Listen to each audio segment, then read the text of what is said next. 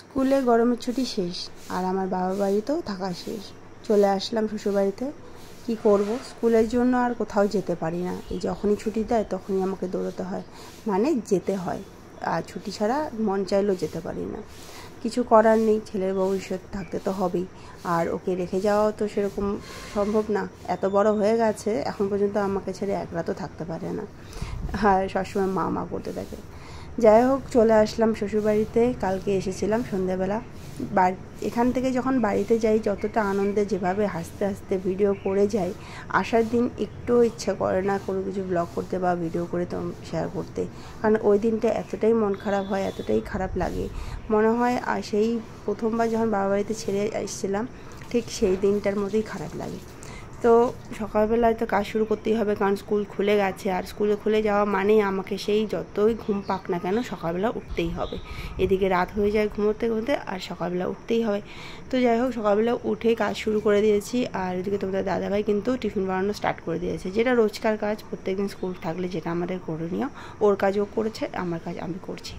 তো এইদিকে ডুগু তো ঘুমোচ্ছে, এখনও উঠেনি। কারণ এতদিনের একটা অভ্যেস ছিল দেরি করে ওঠা। আজকে হঠাৎ করে আবার স্কুল খোলাতে ওকে ডাকতে ডাকতে উঠোতে মনে হয় আমার জানটা যাবে। তো এদিকে তাড়াহুড়ো করছি ওকে উঠাবো বলে, প্রায় 7টা বেজেই যাচ্ছে। এদিকে তোমাদের দাদাভাই কিন্তু খুব তাড়াতাড়ি করে টিফিনগুলো বানাচ্ছে।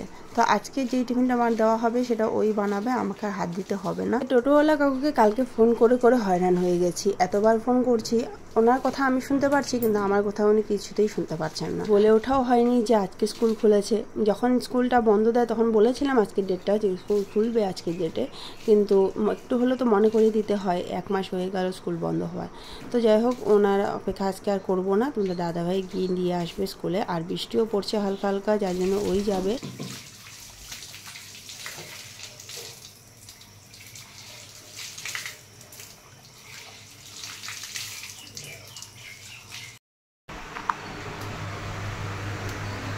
চা হয়েছে গো?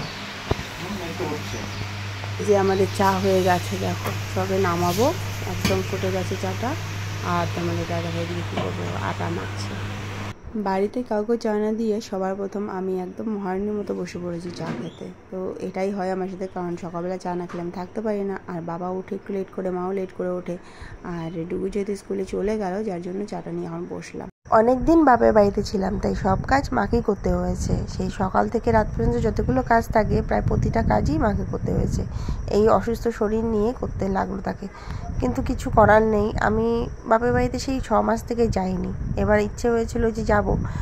1 মাসের গরমের ছুটি দিয়েছিল, 15 দিন এখানে কাটিয়েছিলাম আর 15 দিন ওখানে থাকবো ভেবেছিলাম। কিন্তু প্রত্যেকবার যখন যাই তখন দিদি বা বোন যে কোনো একজনকে আমি বলি যে এখানে এসে থাকতে, ওরা থাকে। কিন্তু ওদেরও তো সংসার আছে, তাই না? নিজের সংসার ছেড়ে তো সবসময় এখানে এসে থাকতে পারে না। ওদের বাচ্চা কাচ্চা আছে, সংসার আছে। আর তাছাড়া ভাগনাটার কয়েকদিন পর পরীক্ষা আছে, সেটা পড়তে হবে তাকে। কথা ছিল যাওয়ার কিছুদিন পরে ওরা এসে 2-3 দিন থেকে যাবে। তো আজ নয় কাল, কাল নয় পরশু, এই করতে করতে বেশ কয়েকটা দিন কেটে গেছিলো। আমি ভাবছি যে 2 দিন পরেই চলে আসবো। তো আসবে করতে করতে আমার ওখানে কয়েকদিন থাকা হয়ে গেল, আর আসাও হলো না। পরে ভাবলাম এতদিন যখন কেটেই গেছে, তো আর 2টা দিন কাটতে কি আছে। তো এই বলেই সেই 15টা দিন কাটিয়ে আমি চলে এসেছি বাবার ঘরে। এখানে এসে শুনি মায়ের যা সমস্যা হয়েছে একা একা করতে, আর মাঝখানে যা গরম পড়েছিল বলার মতো না, প্রায় 40 ডিগ্রি কাছাকাছি গরমটা পড়েছিল। আর মার এখন এই সময় এই কাজগুলো করা খুব কষ্টকর হয়ে যায়। তো যার জন্য আমি এসেই কাজে লেগে পড়েছি। পরের দিনে হাত দিয়েছি, সবজিগুলো কাটাকাটি করব, করে তারপরে রান্না করব। আজকে কি কি আইটেম হবে তো তোমাদেরকে আমি পরে দেখাচ্ছি, চলো। আমি এখানে রান্নাঘরে ঢুকেছি বলে যে এই নয় আমার শাশুড়ি আমাকে একটুও হেল্প করবে না। আমি যতটা কাজ করি মা কিন্তু একটুও বসে থাকে না। যতক্ষণ আমি রান্নাঘরে কাজ করব, ঠিক কাটা হোক, বাছা হোক বা পরিষ্কার হোক বা টুকটাক এদিক ওদিক যে কোনো একটা কাজ কিন্তু করতেই থাকে, বসে থাকে না।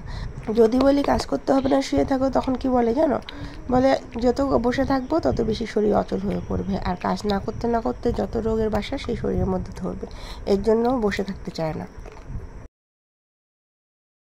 রান্না বসিয়ে দিয়েছি, এখানে বেগুন ভাজা করছি, এখানে ভাত বসিয়ে দিয়েছি। মানে শ্বশুরবাড়িতে আসার পর লেগে পড়েছি কাজে।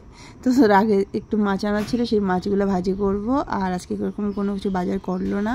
পটল ভাজা কেটেছি, একটু অন্যরকম করে ভাজবো আজকে পটল ভাজাটা।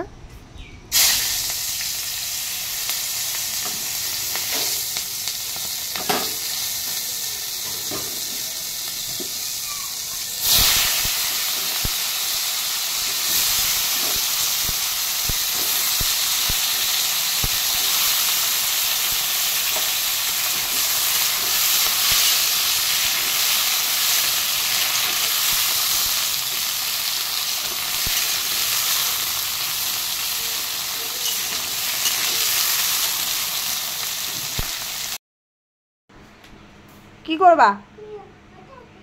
আটা চালবো না, চলো আটা চলো। চলো, কিভাবে চালতে হয় আটা? আমি চালবো না, তুমি বের করছো।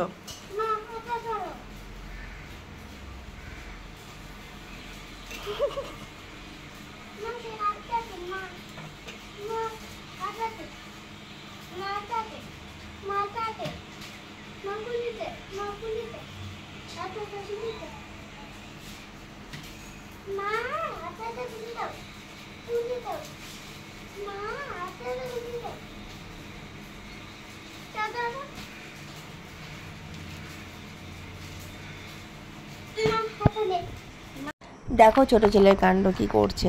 আমি যেভাবে আটা চালি, যেখানে যে জিনিসটা রেখেছিলাম ও ঠিক জানে, সেখান থেকে বের করে নিয়ে এসে যে আটা চালতে বসেছে।